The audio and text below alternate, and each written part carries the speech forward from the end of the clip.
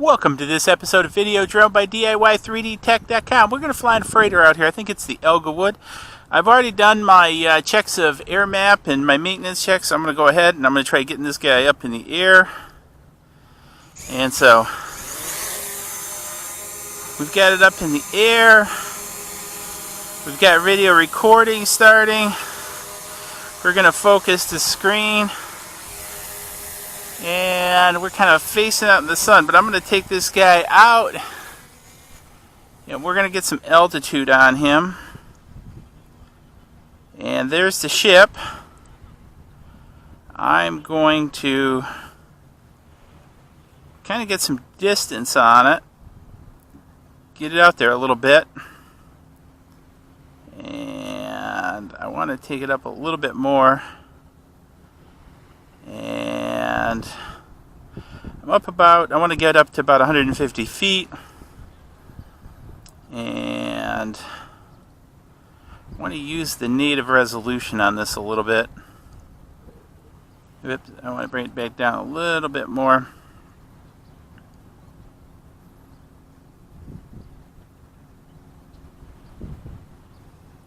So get up there about 60. And we're just catching it roll down. And I want to get at that. And then what I'm going to do is I'm going to go into my modes. I'm going to go Activetrack. Camera settings optimized. And I'm going to highlight that. Subject out of range, Stan. Maybe it doesn't like something that big. It's not liking it, Stan. I'm going to go spotlight. And I'm going to say don't show again. I'm going to say OK. And I don't know. It seems to be tracking, Stan. Even though it complains. So I'm using spotlight mode to kind of track it down. So it should just actually follow it. It's not doing too good of a job.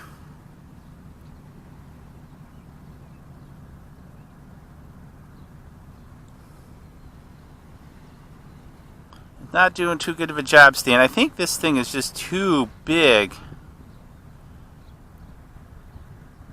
It keeps saying it's out of range.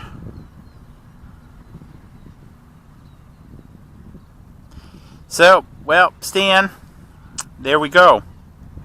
There's definitely something up with that. So, fortunately, Activetrack is not working. That's a little bit of a bummer. It keeps saying out of range. And we're heading out around the buoys. I'm going to take it out and kind of twist it around a little bit more as it circles the buoy, or not circles the buoy, but passes the buoy.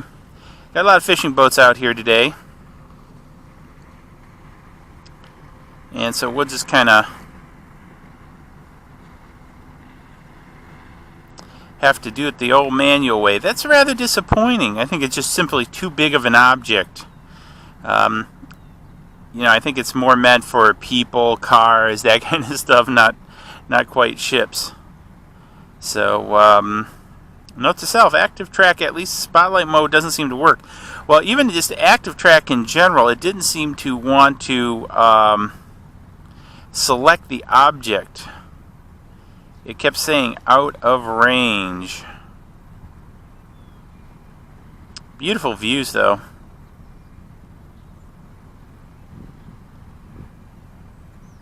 And she's complaining a little bit about wind. Kind of want to just kind of pan in behind it. Look at those views with the sun coming out from behind the clouds. Just phenomenal. I'm just out there a little ways. And again, I'm just trying to twist and kind of come into it from behind. Trying to keep up with my buddy Paul Murray. He does some really good ship shots. Ship shots? Yeah. Ship. So we're just kind of fading in. I want to fade in right behind it.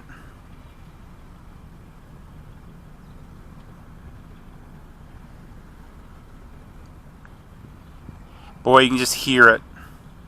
I'm just basically right straight out in front of me. And there it is, man. So I'm right behind it. And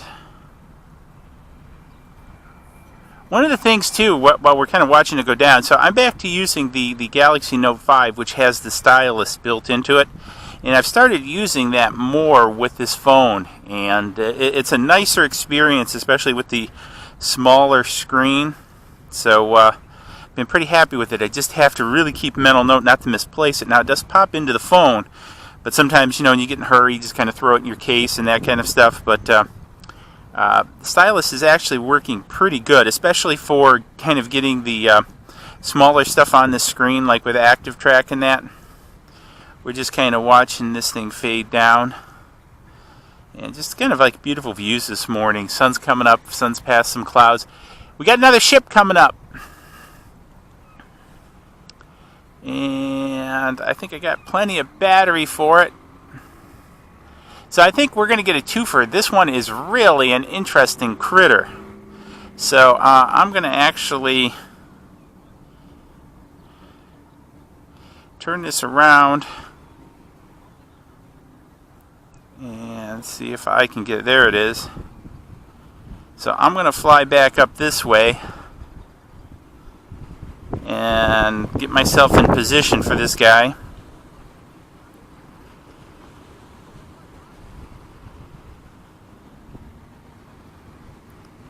And you can hear the waves coming in from that ship that just passed. And so I want to bring this back up, and we're going to try a similar maneuver. I'm not quite sure what the heck this guy is. And so definitely going to try to get some.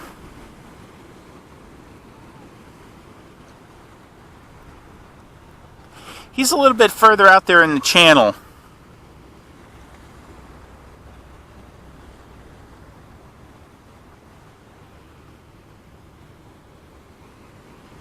Make sure I avoid that boat, and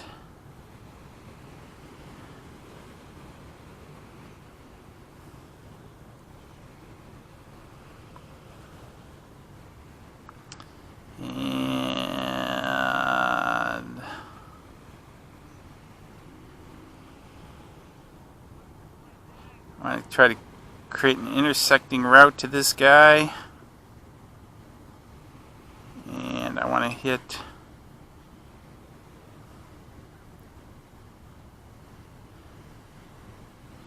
so let's try some zoom. I want to give you some. This guy's a little bit different. So I'm gonna head up to 2x zoom. Check out what's on the front of that. I can't quite make out. Yeah, it's some kind of unloading ore barge.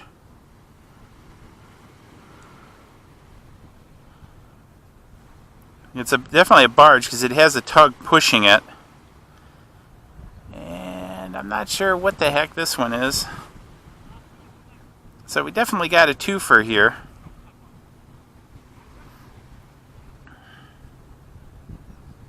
Might do this one as a two-parter.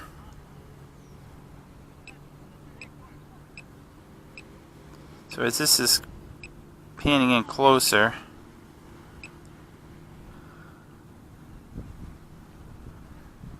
it's still a little bit disappointing about Activetrack.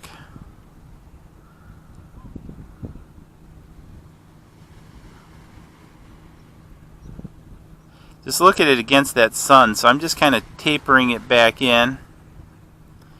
And that's the one thing I love about, so the Spark I would have had to bring it back in already, do a quick battery swap, but I'm still out there. And we're just kind of catching this guy ply down the river. Really nice. I'm still not sure what the structure, part of that structure's purpose is to support that arm to lift the unloading boom, but I'm a little bit, that's a heck of a structure on the front of that beast. That is a heck of a structure.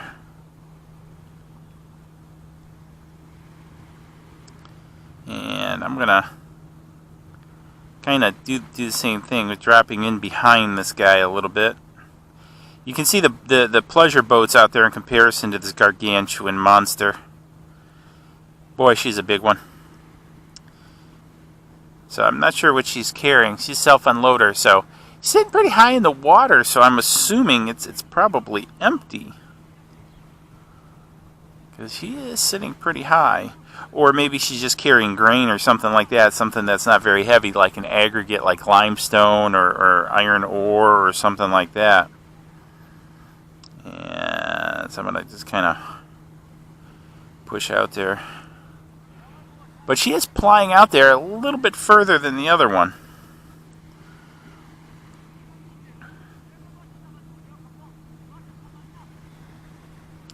And we're just kind of catching it as it drifts down.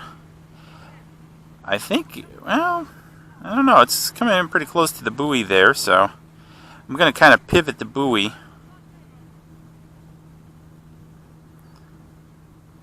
And just kind of let it set in. I'm going to pivot the buoy.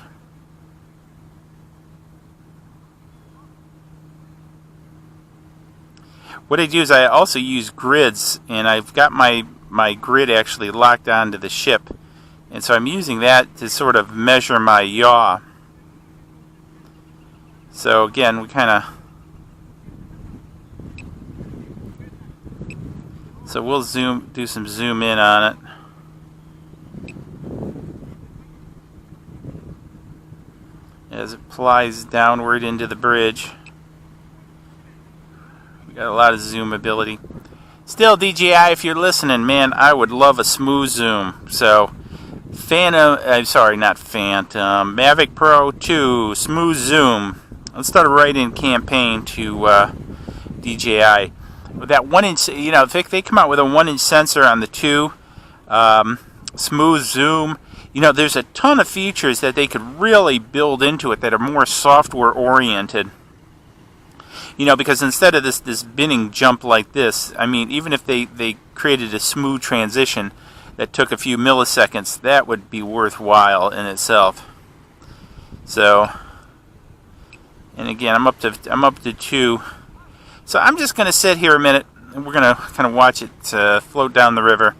I probably because of the length of this one, I don't know if I'll break it into 2 or not. More than about 6-7 minutes, most people get bored. So, and that's the one thing with the flight time of the Mavic battery is you get such flight time on it that you can almost do a sitcom with the entire copter. So, again, we'll see how this one comes out time-wise. But it's just kind of beautiful watching this thing just, you know, float down the river, you know, out of the lake into the river. We got the bridge in front of us, just really beautiful. The wind is just, I was flying a little bit earlier this morning, and a little bit windy. You know, not really, about 3-mile-an-hour gusts, but it's actually just perfectly still now, which is interesting. So, it's supposed to be a really cloudy day, but so far it's looking pretty nice this morning. So, glad to be out here, getting some flying in, and hey, you never can complain about that. I'm just kind of watching this guy drift down.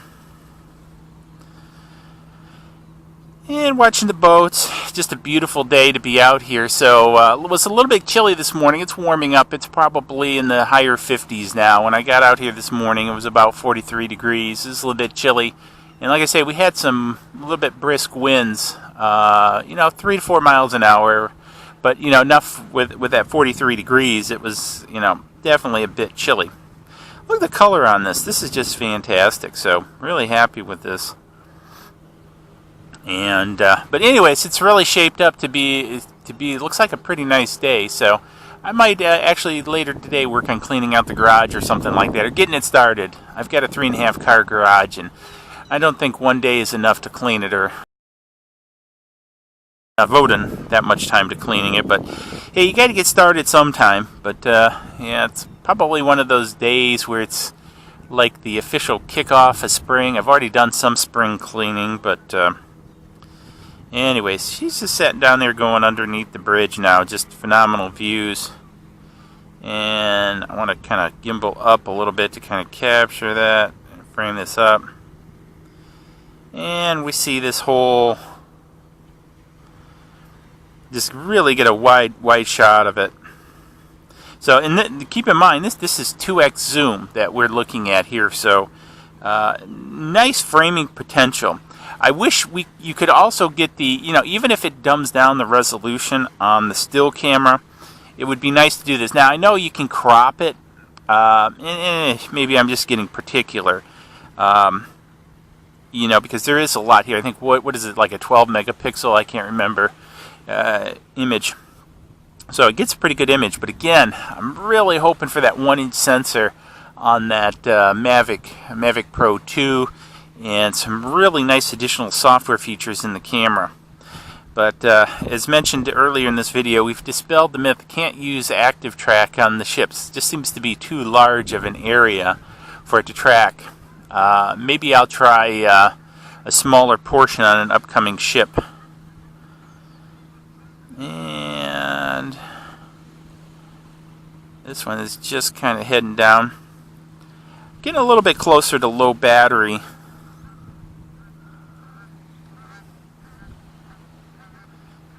And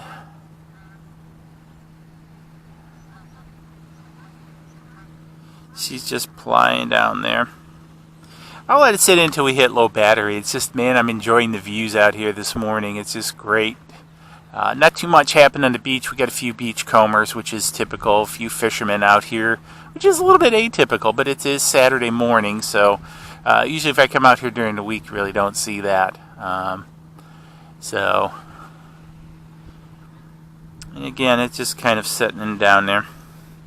So if we kind of back off our zoom, you can kind of see as I pull out just really how far I am away and how much that zoom really makes a difference. So here's 1:1, and you can just really see the huge difference that makes. So I tell you what, this is one of the biggest things that I'm really enjoying about the Mavic Pro is the zoom. So I'm just kind of looking at the other stuff, looking at I don't rarely look at the LCD screen on the controller too much. The biggest thing I look at is, is the copter in GPS mode? Do I have satellites attained? What's my battery power on the controller? For some reason, the controller seems to be using a lot of battery power. So I'm into 3 flights today, and I'm down to about 31% power. Now, the one thing is the phone has been holding fantastic, this older Android. Now, I've had a new battery put in the 6S. Okay, so now the copter's complaining about low battery. So I'm going to go ahead and I'm going to touch the screen here, and I'm going to slide it for a return to home. So the aircraft's returning to home.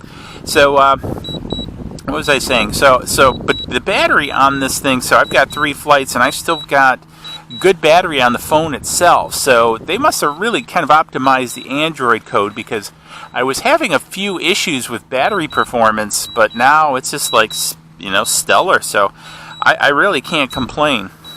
And the overall combination of this holder, the phone, the Galaxy phone, this crappy little sunshade that I'm using that really isn't quite big enough, but the stylus allows me to get around the sunshade a little bit, to get my fingers in closer to the edge, so that's working really well. And so I can't complain about that. I can hear the copter overhead, so it's coming in, and like a little buzzing bumblebee.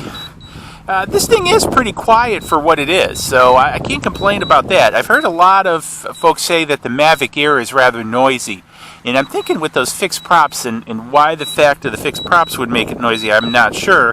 I'm not an aerodynamic engineer or anything, but I like the quietness because it doesn't draw attention. The biggest thing actually out here that draws attention is the orange helipad that I use. And so speaking of orange helipad, let's go and gimbal down, and you can see the orange helipad down below. So I'm actually, with this versus like when I bring the Phantom out here or something like that, or if I bring the Unique, I draw a lot of attention to the Solo. The Mavic and the Spark basically, draw no attention. And so I've got to bring this back. I thought I did precision. She was off a little bit. And so just kind of back it up a little bit, and let's put her down. And we've got it on the ground. Let's go ahead and save out the video. Video saved out. I want to gimbal this back up. I always forget before the landing. I like to put it away with the gimbal up. So again, beautiful views over Lake Huron. Beautiful Saturday morning. Couldn't ask for better flying weather. So let me know what you guys are thinking for lunch. And hey, I'll see you guys in the next video when we go flying again. Cheers.